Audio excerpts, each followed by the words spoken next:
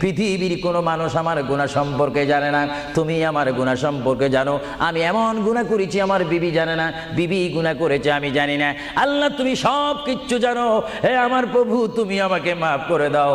আমার আল্লাহ বলে তারপরও যদি তোমাদেরকে আমি মাফ না করি, তারপরও